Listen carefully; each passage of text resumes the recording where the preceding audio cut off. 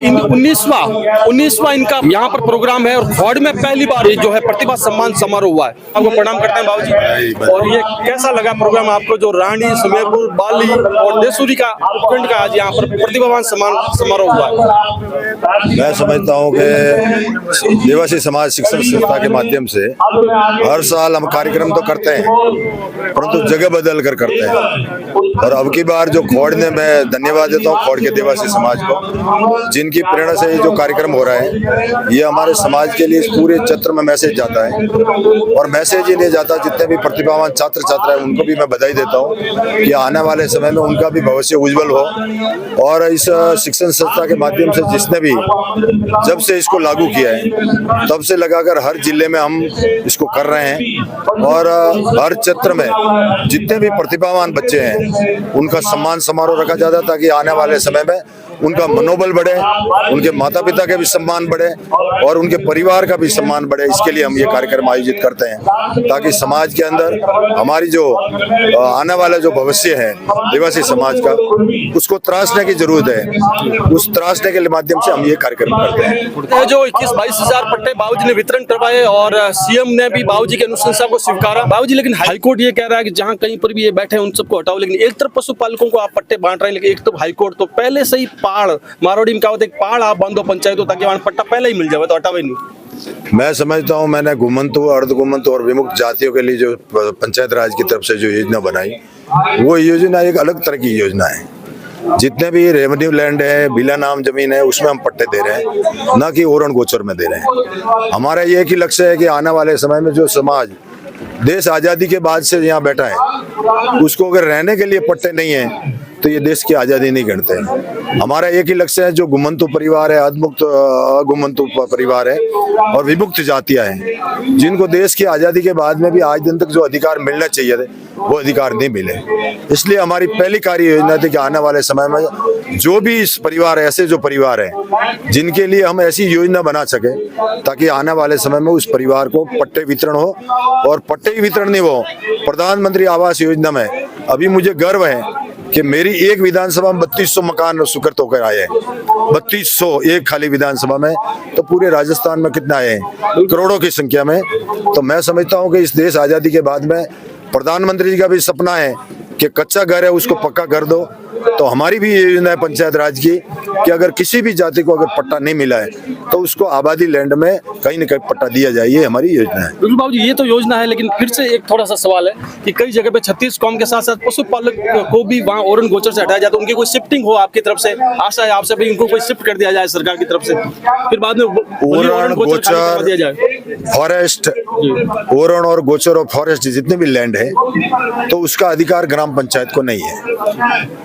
ओरण गोचर जितने भी हैं, तो हमारा लक्ष्य है कि जिस तरह से सुप्रीम कोर्ट का जो निर्देश है उसकी हम भी पालना करते हैं और पालना कर उनके निर्देशों की हमेशा पालना करके हम उस दिशा में काम करते हैं, ताकि आने वाले समय में जिस दिशा में पशुपालक हो या आमजन हो, कोई भी अगर ओरण गोचर में, तो वो एक अलग निर्णय होता है। उसके लिए जमीन के लिए अलग जमीन देकर पुनः भरण की योजना है। ये आशा रखते हैं आपसे सभी लोग। पुनः भरण की जो योजना है उसमें हम कर रहे हैं कि उसमें जल्दी से जल्दी उसको समाधान। बिल्कुल संज्ञान लिया है बाबूजी ने, रास्ता दे दो बाबूजी। बिल्कुल संज्ञान लिया है बाबूजी ने कि पहले तो अगर ओरण में बैठे हैं तो वहां से छोड़ने के लिए लीगल अपने वकील से बात कीजिए, उसके बाद में सरकार भी चाहेगी कि आपको शिफ्टिंग किया जाए। आप आगे बता रहे, संस्थान के पदाधिकारी भी बता रहे और हमारे अतिथि को बता रहे हुए और यहाँ उपस्थित है, तो आप भी ऊपर बता रहे। उसके बाद में वंदना प्रारंभ होने जा रही है। सभी कार्यकर्ताओं से मेरा निवेदन है, जो भी खड़े आप पांडाल में पधारे और व्यवस्था बनाए रखें।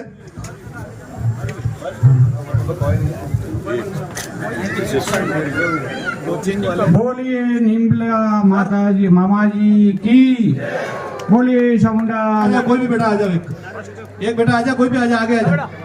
इनकी माता जी को माला पहनाने के लिए सर, इन बच्ची को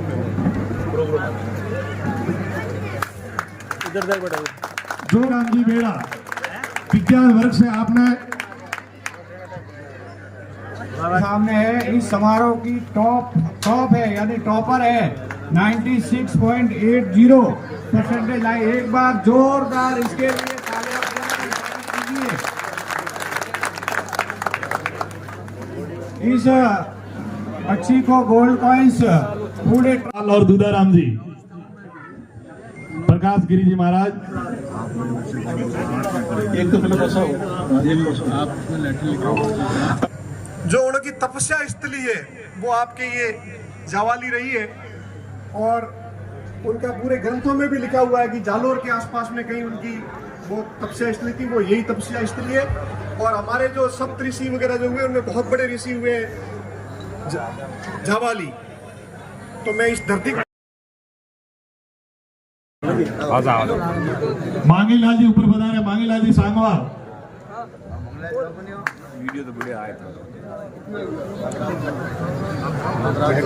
ऊपर बता, आप ही बता रहे।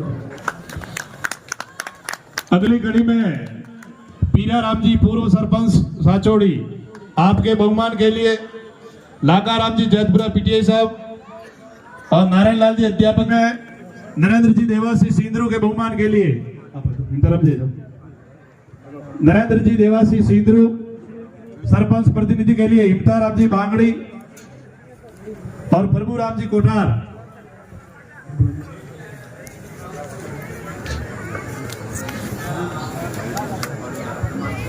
अगली कड़ी में जोरा राम जी बिरामी के बहुमान के लिए लाबू राम जी जामा जी लड़गुदा है, देवासी समाज शिक्षा संस्थान, इनके हमारे कर्णधार श्रीमान